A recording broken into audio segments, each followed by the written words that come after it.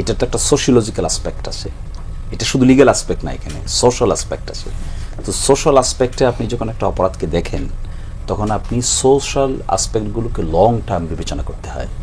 যেমন আমাদের দেশে বহু অপরাধ আছে পলিটিক্যাল কারণে হয়, বহু অপরাধ আছে করাপশনের কারণে হয়, বহু অপরাধ আছে আপনি ড্রাগের কারণে হয়, বহু অপরাধ আছে সোশিও সাইকোলজিক্যাল গঠন প্রক্রিয়া থেকে হয়। যেমন মঞ্জু ভাই বলছিলেন যে ঐশীর ফাঁসি হলো না কেন, ওখানে আমাদের হাইকোর্ট ডিভিশন বলছেন যে Oishee was not in real state of mind. তার যে তাকে ডেকে নিয়ে আসা হয়েছিল হাইকোর্টে, দ্যাট ওয়াজ এন এক্সাম্পল এর বিচার। সাধারণত আসামিকে তো হাইকোর্টে ডাকা হয় না, কিন্তু ওই ডেথ রেফারেন্স শোনানোর জন্য হাইকোর্টের একটা বেঞ্চ জেল কর্তৃপক্ষকে আদেশ দিয়ে ঐশীকে হাইকোর্টে উপস্থাপন করেছিলেন এবং জজরা কথা বলেছেন তার সঙ্গে কেন why did you take all this initiatives, why did you kill your mother and father. Police ছিলেন, বাবা পুলিশ অফিসার ছিলেন। তারপরে তার সোশিও সাইকোলজিক্যাল অ্যাসেসমেন্ট করে দেখা গেল she was not in proper state of mind. তো প্রপার স্টেট অফ মাইন্ডে যদি না থাকে you cannot award death penalty for her, it is not accepted, internationally not accepted. ফলে এই যে সাইকোলজিক্যাল অ্যাসপেক্ট আছে এগুলো আপনাকে দেখতে হবে।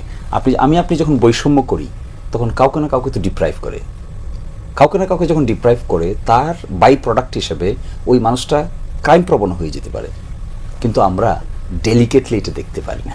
ফলে আমি মনে করি গভীর স্টাডি দরকার আমাদের পুলিশ ডিপার্টমেন্টকে, যারা ইনভেস্টিগেশন করে we need to assess the অপরাধ in a very multidimensional aspect. আবদিন হাসপাতালে 6 শিশু মৃত্যু, নবজাতক শিশুর পরিবার প্রতি 80 লাখ টাকা আর্থিক ক্ষতিপূরণ সহ এক ধরনের পরিবার এবং হাসপাতাল কর্তৃপক্ষের যৌথ আলোচনায় এই মানে সিদ্ধান্তটি হয়েছে বলে আপনি জানিয়েছেন। এখানে দুটি বিষয় আপনাকে প্রশ্ন করতে চাই, যে নিশ্চয়ই আপনি এর মধ্যে সামাজিক যোগাযোগ মাধ্যমে দেখেছেন, প্রশ্ন উঠেছে তাহলে শিশুদের জীবনের মূল্য কি 80 লাখ কিনে। এবং আরেকটি প্রশ্ন করতে চাই, আপনি নিশ্চয়ই দেখেছেন যে আপনাকে নিয়ে সোশ্যাল মিডিয়া নানা কিন্তু ট্রল হচ্ছে এবং বিভিন্ন জায়গায় বেশ কিছু আলোচিত মামলায় আপনি যে আসামি পক্ষের আইনজীবী হন এ নিয়েও এক ধরনের প্রশ্ন তোলা হয়েছে। এই দুটি বিষয়ে আপনার মন্তব্য। আইনজীবী, আমার কাজই তো কমপ্লেক্স লিগেল ইস্যু হ্যান্ডেল করা, this is what is my ability and capacity, এবং এটা আমি করবই, সবসময় করবো, দিস ইজ মাই প্রফেশন।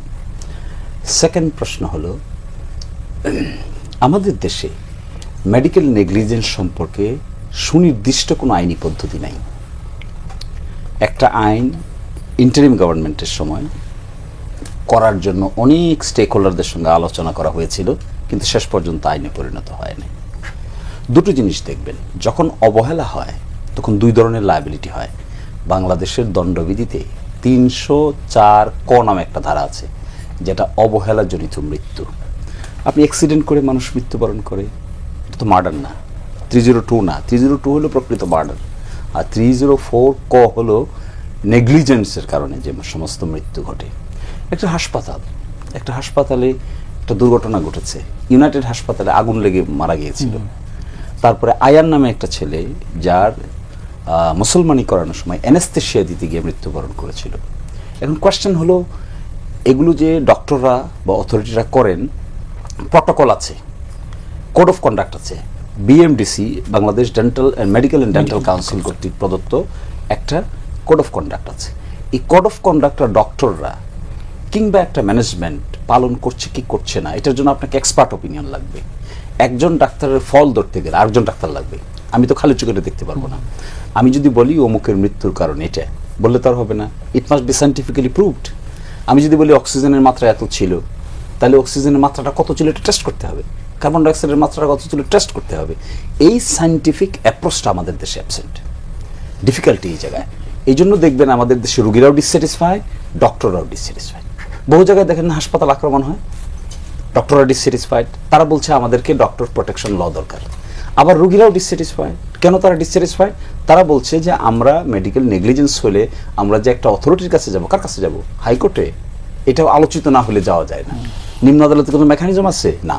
ভোক্তা অধিকার আইনের কাছে যাব? না। ভারতে কিন্তু সিস্টেম আছে, তারা ডিস্ট্রিক্ট লেভেলে, রাজ্য লেভেলে, সেন্ট্রাল লেভেলে ক্যাটাগরি করে দিয়েছে কত টাকার কম্পেনসেশন চাইলে আপনি কোন জায়গায় যাবেন। এই যে লস অফ লাইফকে আমাদের দেশে এখন এই কালচারটা ডেভেলপ করে নাই, কিভাবে কম্পেনসেট করতে হয়। At the end of the ডেতে আপনাকে কম্পেনসেশন করলে পরে কি হয়, রিহ্যাবিলিটেশন হয়। আপনি তো লাইফ ফিরে আনতে পারবেন না, ইটস নট পসিবল। এবং সারা দুনিয়াতে এটা অ্যাকসেপ্টেড। যখনই আপনার নেগলিজেন্সের কারণে কোনো কিছু হবে, তখন আপনার শুধুমাত্র ক্রিমিনাল লায়াবিলিটি হবে না, এটাকে আইনের ভাষায় বলে টর্শাস লায়াবিলিটি, অর্থাৎ ক্ষতিপূরণ জাতীয়। যেমন আপনি একটা খাবার খেলেন এক জায়গায়, খাবারটা খেয়ে আপনি অসুস্থ হয়ে পড়লেন, আপনি একজন বড় অফিসার, আপনি কাজ করতে পারলেন না, কিংবা একজন ব্যবসায়ী, আপনি কাজ করতে পারলেন না, আপনার লস হলো, আপনি তো অসুস্থ হয়ে পড়লেন, দেখা গেল টেস্ট করে ওই খাবারটা ছিল পয়জনাস, তাহলে আপনাকে তার উপর কি করবেন এখন আপনি? সে কি আপনাকে এটা মৃত্যু ঘটানোর জন্য সে আপনাকে এই খাবার দিয়েছে, নাকি খাবার সিস্টেমটা কিন্তু শুধু ক্ষতিপূরণ দিয়ে কি সব অপরাধ? না, বোথ। আমি তো তাই বলছি আপনাকে, দুটো ওয়ে। এক হলো 304A, যেটাকে বলে অবহেলাজনিত মৃত্যু। আমাদের আইনে সাজা আছে 5 বছর পর্যন্ত, একদিন থেকে শুরু করে 5 বছর পর্যন্ত। আমাদের দেশের ইতিহাসে একটা মামলা শুধু আমরা পেয়েছি বিগত 56 বছরে, বাংলাদেশে একটা ঘটনায় এরকম সাজা হয়েছিল, তাও হাইকোর্টে সেটা আবার স্টে হয়ে গেছে। আর আরেকটা হচ্ছে ক্ষতিপূরণের পার্ট। এই ক্ষতিপূরণের পার্টটাও আমাদের দেশে কালচারালি অ্যাকসেপ্টেড না। আপনি দেখবেন অনেক জিনিস আপনি রাজশাহী মেডিকেল কলেজে করতেছে না, আমাদের বর্তমান হেলথ মিনিস্টার আইসা বলছেন দে শুড বি হ্যাংড। আপনি দেখবেন দে শুড বি হ্যাংড, ওনার ডেলি স্টারে বিরাট বড় হেডলাইন আছে। কোথায় উনি হ্যাং করতে পেরেছেন? কেন পারেন নাই? কারণ এগুলো এভাবে রাত প্রকাশ করার বিষয় না, সিস্টেমটা ডেভেলপ করতে হবে। কি সিস্টেম? নেগলিজেন্স হলে কিভাবে মোকাবেলা হবে, ডক্টরের প্রোটেকশনটা কিভাবে মোকাবেলা করবেন, ডক্টর নিডস প্রোটেকশন। আপনি যদি সবসময় ডক্টরের উপর খড়গস্ত করে রাখেন, সে অপারেশন করবে কি করে? তার মাথায় যদি সবসময় এটা ঘুরে কমপ্লেক্স কেসের অপারেশন করতে হবে না, তাহলে তো সে একটা আরেকটা সেলাই দিবে, এটাও আপনি করতে পারবেন না। আবার এট দ্য সেম টাইম কোনো রোগীর যদি রাইটস ভায়োলেট হয়, তারও আপনার প্রোটেকশন দিতে হবে। এটাকে বলে grievance redress mechanism. Grievance redress মেকানিজমটা আমাদের দেশে আইনগতভাবে এস্টাবলিশ কোনো ল নাই। এই জন্য আমি এখানে চেষ্টা করেছিলাম যে শেষ পর্যন্ত কী হবে, কদিন আলোচনা হবে, টেলিভিশন ও পত্রিকায় খুব কথাবার্তা হবে, এরপরে এদের কি খবর নিবে? এত দরিদ্র মানুষ, কে খবর নেবে তাদের? এরা কি কোর্টে গিয়ে তাদের রাইটটা এনফোর্স করতে পারবে? কোর্ট তো নাই, এই জন্য তো সুনির্দিষ্ট কোনো আইন নেই, তাহলে কোথায় যাবে? তাহলে এই জিনিসটাকে দুভাবে ডিল করতে হবে। একটা হলো police will conduct investigation as per penal code, আর they should be compensate, that will help them their life, the rehabilitation. আপনি যদি এটাও না করতে পারেন, ওটাও না করতে পারেন, what will be the ultimate result? Things will be zero. অধ্যাপক ডক্টর আব্দুল্লাহ আল মামুন, আপনি কি তাই মনে করেন কিনা, ওই যে থিংস উইল বি জিরোর চেয়ে অন্তত ক্ষতিপূরণ আর আইনের ঘাটতির কথা তো শেষ? দেখেন, আমরা এই যে জুলাইয়ের পরে অনেক ধরনের সংস্কার, অনেক ধরনের সংশোধন, অনেক ধরনের পরিমার্জন, এগুলোর কথা বলছি আমরা, কিন্তু এই ঘটনাগুলোর আলোচনাটা খুব আড়ালে থেকে গেল, যে এটাও তো এক ধরনের পরিবর্তন চাচ্ছি। অ্যাডভোকেট শিশির মনির যে ব্যাখ্যাটা দিলেন, আইনগত ব্যাখ্যা, আমি যেহেতু লয়ার না, আমি এটাকে অ্যাকসেপ্ট করছি, বা কোনোখানে গ্যাপ থাকলে সেটা হয়তো শিশির আর একটু ব্যাখ্যা করবে। সেই জায়গাটা একটা জায়গা, একটা নৈতিকতার জায়গা, একটা রাজনীতির জায়গা, একটা সামাজিক এক্সপেকটেশনের জায়গা।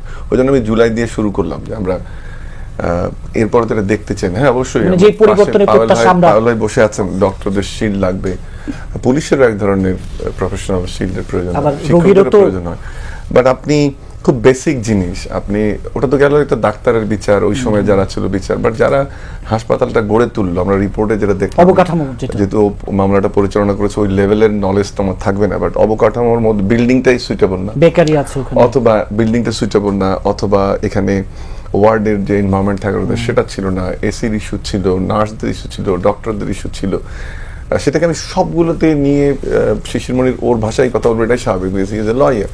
বাট আমি একজন সমাজকর্মী হিসেবে, একজন শিক্ষক হিসেবে আমার এক্সপেকটেশনটা ডিফারেন্ট, আমার পার্সপেক্টিভ ডিফারেন্ট। তো সেটার কি বিচার হবে না?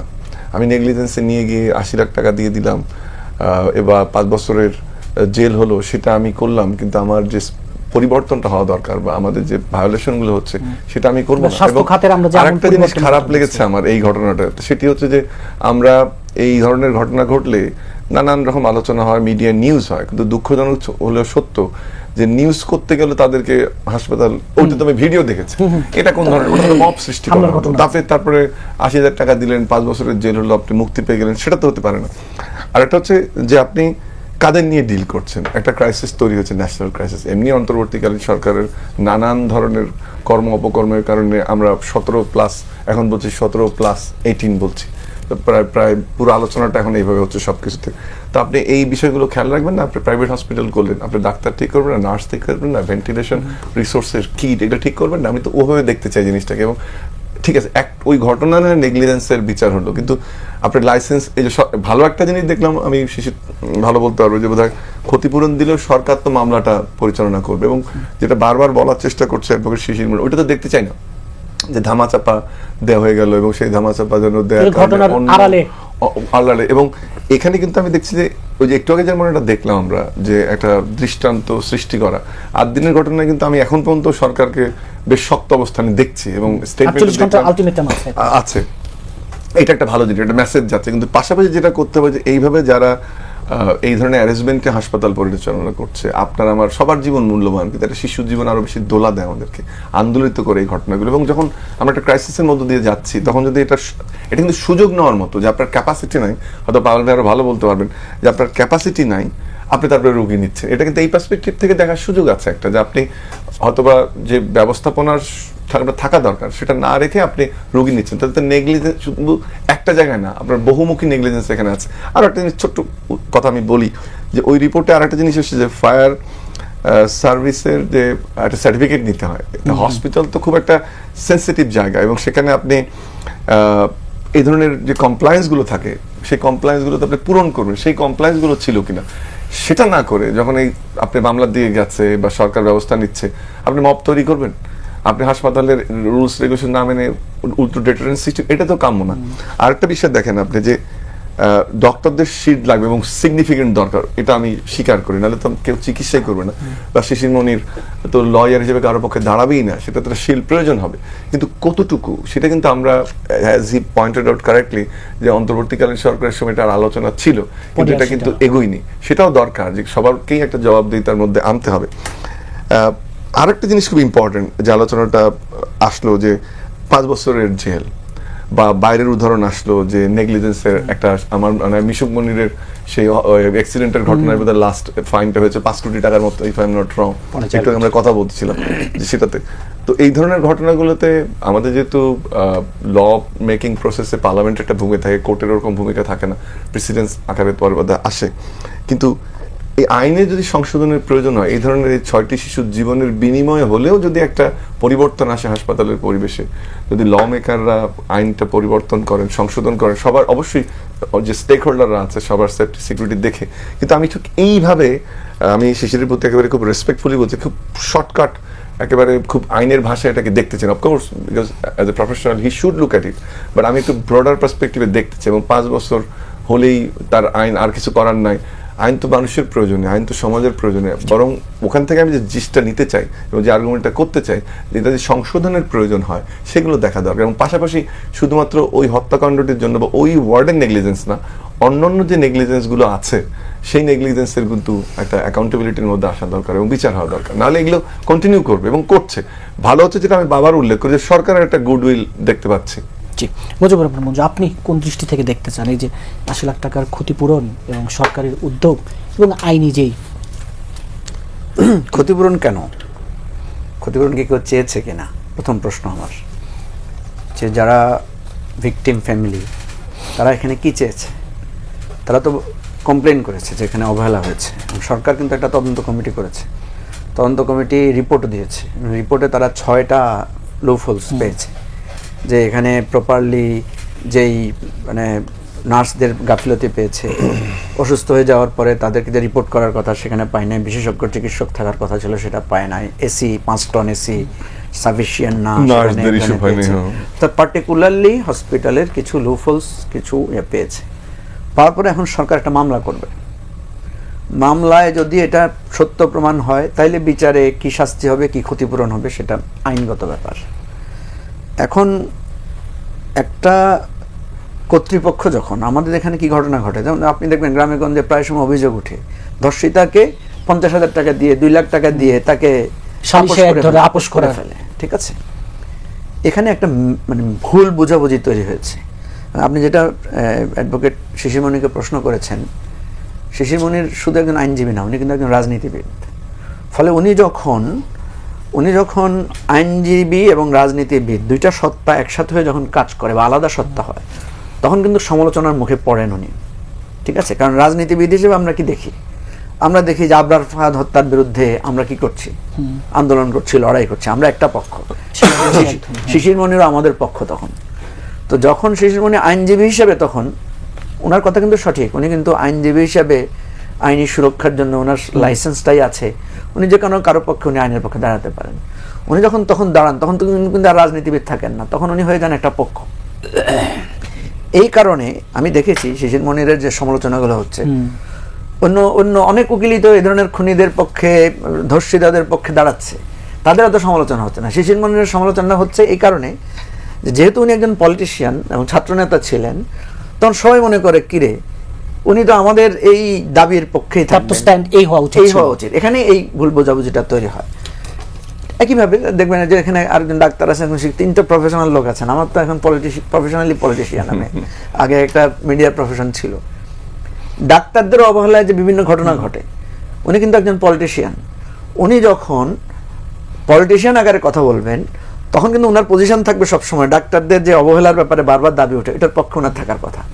কিন্তু একজন ডাক্তার হিসাবে ডাক্তারদেরও কিছু কথা আছে, তাদেরও তো সাপোর্ট থাকতে হবে, তাদেরও তো নানা ধরনের লিমিটেশনস আছে। একজন ডাক্তার উনি ডিউটিকালীন অবস্থায় উনি অসুস্থ হতে পারেন না, একই সাথে তিনটা সমস্যা ওনাকে হ্যান্ডেল করতে হতে পারে না।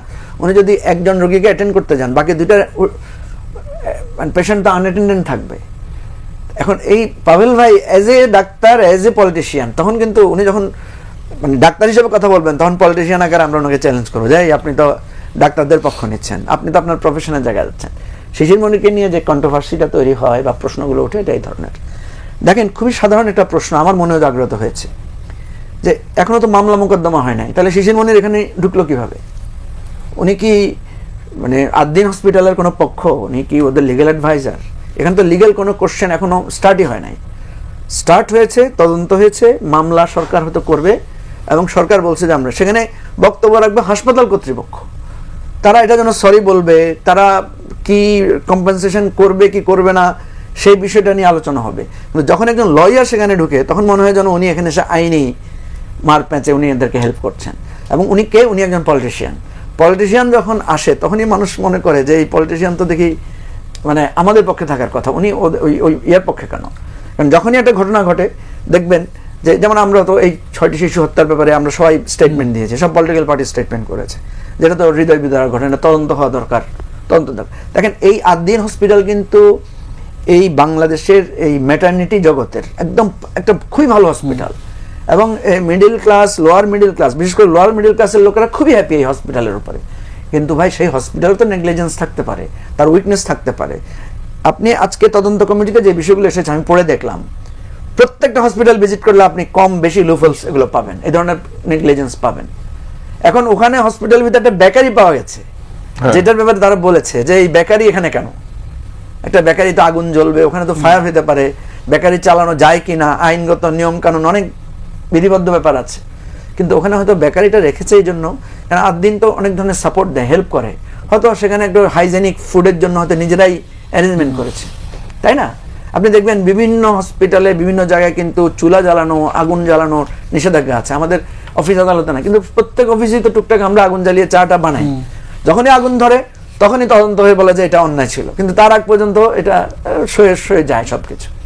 তো এই জায়গাটা থেকে আমি যেটা মনে করি, আপনার প্রশ্নটা খুবই ভ্যালিড, যেটা সত্য যে ওই ফ্যামিলিগুলোর ক্ষতিপূরণ কিছু দিয়ে হবে না, তার সন্তান তো সে পাবে না, তাকে আপনি লাখ টাকায় ভাসিয়ে দিলে কি লাভ হবে? তারপরও তো আমরা আমাদের আইনে কি আছে, আমরা যে এই যে দেখেন রামিসা হত্যার পরও সেখানে কিন্তু ফাঁসি দেওয়ার পরও একটা কম্পেনসেশনের 5 লক্ষ আর 3 লক্ষের একটা মানে ক্ষতিপূরণের ব্যাপার আছে। আমার কথা হচ্ছে এটা আইনগত প্রসেসের মধ্যে দিয়ে হলে ভালো হতো। যখন out of the law, out of the ইস্যুতে যখন ক্ষতিপূরণের, আপনি ইন্টারনালি ক্ষতিপূরণ দেন, অসুবিধা নেই, তাদেরকে সান্ত্বনা দেন, নানা হবে, কিন্তু এটা যখন পাবলিকলি আসে তখন মনে হয় যেন ওদের মুখ বন্ধ করে দেওয়া হচ্ছে টাকার বিনিময়ে ওদের সন্তানটা। আপনি যেটা বলেছেন যে টাকা দিয়ে কি সন্তানের সুখ ভোলা যাবে, এটা একটু খারাপ লাগে। এটা তো সত্য, আমাদের এই বাংলাদেশে আপনি খারাপ লাগারও বিষয়টাও সত্য, আইন দিয়ে করতে পারছেন না এটাও সত্য, মরছেন প্রতিদিন। ভাই, একটু আগে যে ভূমিকম্প হইলো, হ্যাঁ আপনার আমরা টক শো চলা অবস্থা, এখানে তো আমাদের মৃত্যুবরণ হতে পারতো, আমরা বেরোতে পারতাম না। তখন এই বাংলা ভিশনের কত যে ত্রুটি বিচ্যুতি আছে, কোন সিঁড়ি ঠিক মতো আছে কিনা, লিফট ঠিক মতো কাজ করে না কিনা, আপনাদের ফায়ার এক্সটিংগুইশার কাজ করার কিনা, এগুলো কিন্তু আপনারা তো বিপদে পড়তেন, বিশেষ করে পাগল ভাই বিপদে পড়লে তো খবরই ছিল আপনাদের। তো এইরকম একটা পরিস্থিতির মধ্যে আমরা আছি। তো সব মিলিয়ে আমি যেটা মনে করি যে বাংলাদেশটা যে পরিপূর্ণভাবে সংস্কার না করতে পারলে যেখানে হাত দিবেন সেখানে হবে না। 8 দিনের মতো এত হসপিটাল, তারপরে দেখেন 6টা ত্রুটি পাওয়া গেছে শুধু একটা মানে হ্যাঁ রুম ওয়ার্ডের মধ্যে, একটা ওয়ার্ডের মধ্যে। জি, অথবা ডাক্তার মওদুদ হোসেন